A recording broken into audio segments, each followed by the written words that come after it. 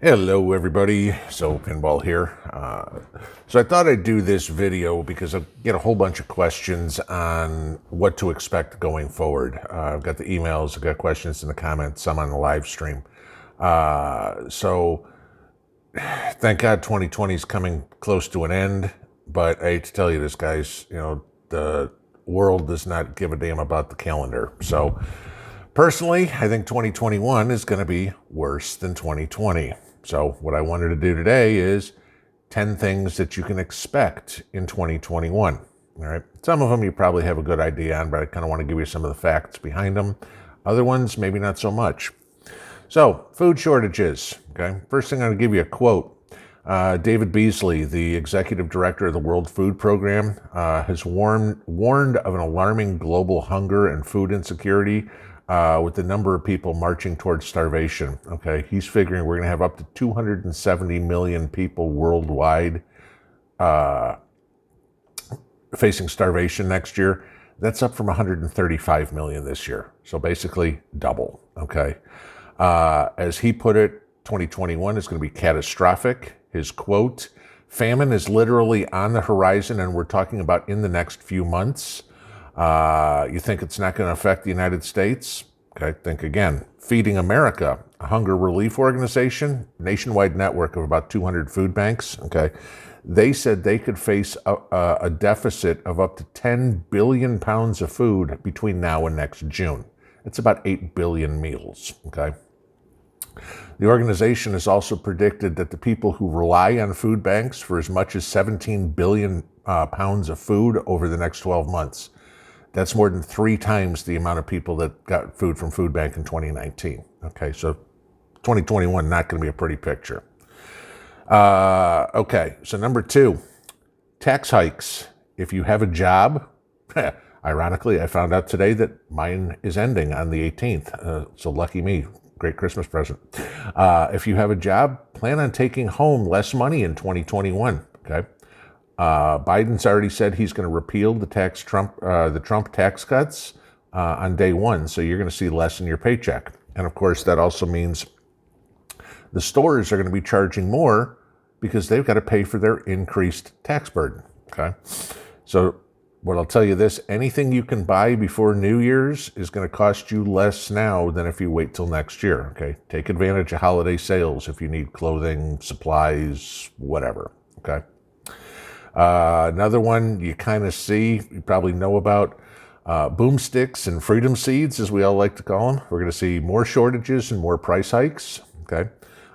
Freedom seed prices are up 30% since Election Day. And with the anti-Second Amendment crowd and their handlers taking over the White House, you can expect to see availability dry up even more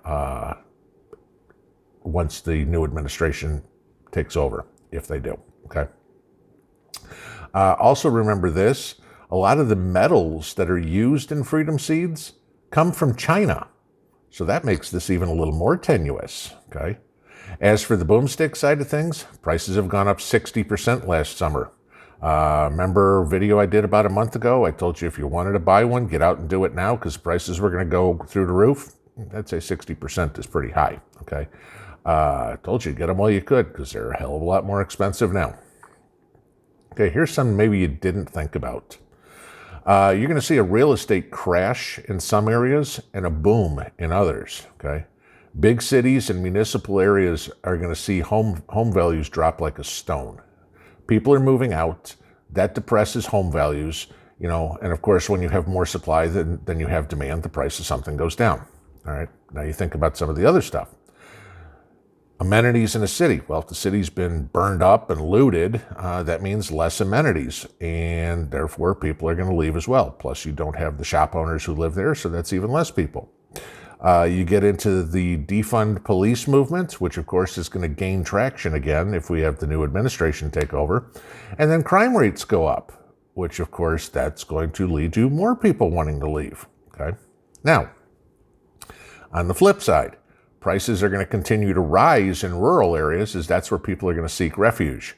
However, if too many people try moving to the same place, and I'll give you a perfect example, Idaho and the influx of Californians they've had over the last few years, okay, The same problem happens, it's just a year or two down the road, okay? If you look at northern Idaho in the Coeur d'Alene area, home prices have skyrocketed, okay, to the point where it's priced the locals out of the home market. So now it's become a far northern California. And of course, we all know what, people are bringing with them up here.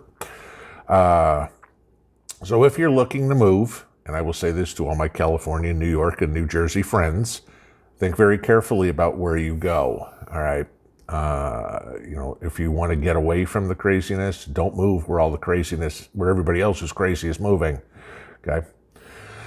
Number 5, gas prices are going to skyrocket, okay? Think back to 2008 when we were paying 4 to 5 gallons of gas. Yeah, California, I get it. You were probably paying near 10, okay? Biden wants to stop fracking. So therefore, that would make us energy dependent again. Then if he gets aggressive in the Mideast, okay, after all, he's got to line his pockets somehow. And, war's good business, baby.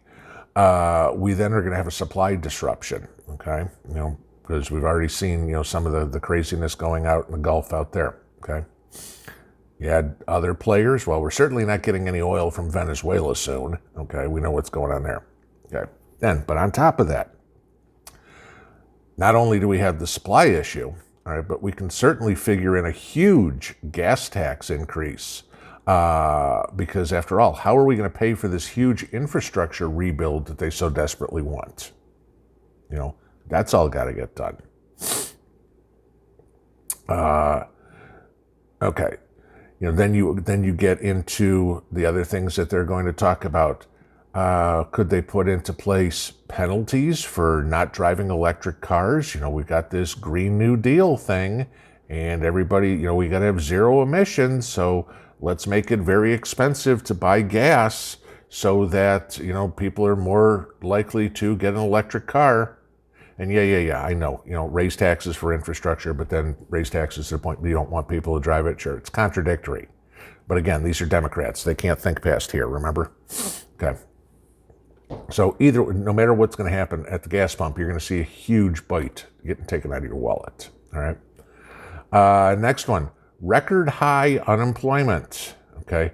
Killing the fracking industry means 1.2 million jobs are out of work. Right there, done. Okay. End of story. Higher taxes mean other businesses close. Jobs continue to get outsourced because companies need to save a little bit of money to pay those higher taxes. So the first place companies usually cut is, employees' salaries. Well, gee, if we can ship our jobs overseas, I can pay pennies on the dollar to get the work done. Granted, it's substandard work, but that's, the mentality of a lot of these companies. Okay. Now, this is my business. This is what I do. All right. Currently, the real unemployment number, the U6, okay, it's at 12%. So don't listen to all this crap you hear on TV about unemployment being 7% or whatever. Those figures are the people who are unemployed who are collecting unemployment. The U6 number is actually the people who are unemployed, whether they're collecting or not, because some people have exhausted benefits. But the real number is 12%, all right? So you figure those are the actual number of people out of work. You can bet this number is going to go back up to 25 to 30% pretty easily under a new administration. And if you think, we're not getting that high, we're at 24.2% in April when COVID started. Okay, so don't tell me that we can't get back up that high. You throw in lockdowns again, you start killing industries, you start raising taxes, we'll go back up above 24% real quick. So imagine 1/4 of the U.S. working population doesn't have a job, okay? So, stand out on your front porch, look to your left, look to your right, take a look at the houses and know one of those houses isn't working. Left house, right house across the street, and you, okay? One of the 4 of you doesn't have a job. Figure out how that's going to work for your real estate. If houses start getting foreclosed on, guess where your real estate, your house price goes? In the tank, okay?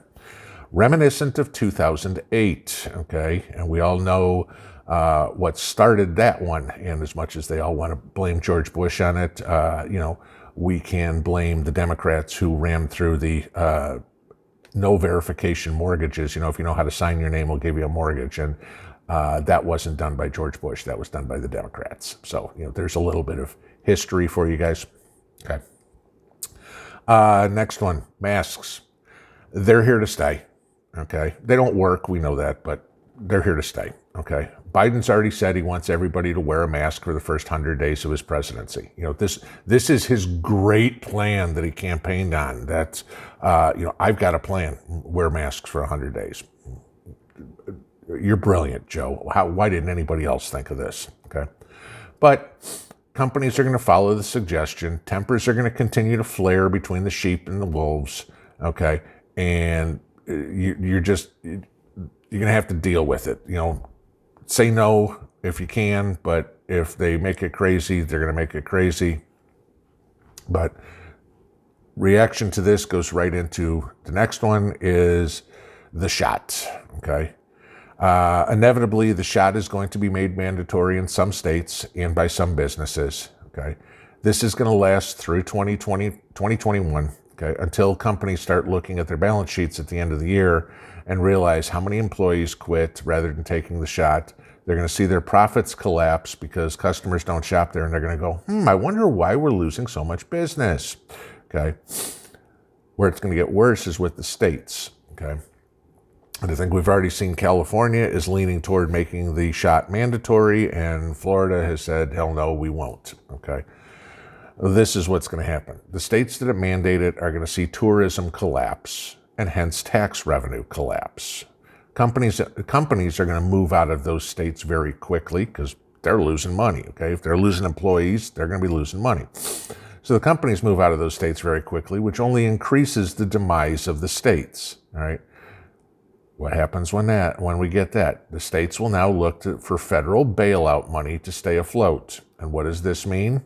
We got to raise everybody's taxes. So back up top. So it's this perpetual cycle. We mismanaged everything, so we need to raise more taxes, blah, blah, blah. Eventually we run out of tax money too.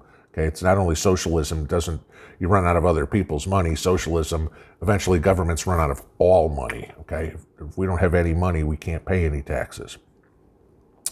Next one, censorship, going to take on a whole new meaning. Okay, any voice that doesn't toe the line of the Democrat Party is going to be silenced, whether it's online, in person, at rallies, wherever. You're going to be forced to accept the party line or pay the consequences. All right.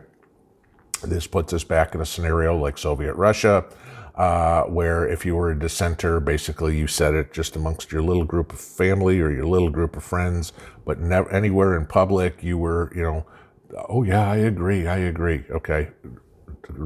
Really will mess up your psyche. Number 10, CW/RW. It's coming, folks. If you didn't see this yet today, I'm going to post a link to it. And I would not surprise me one bit if you have some other channels that do as well. Okay.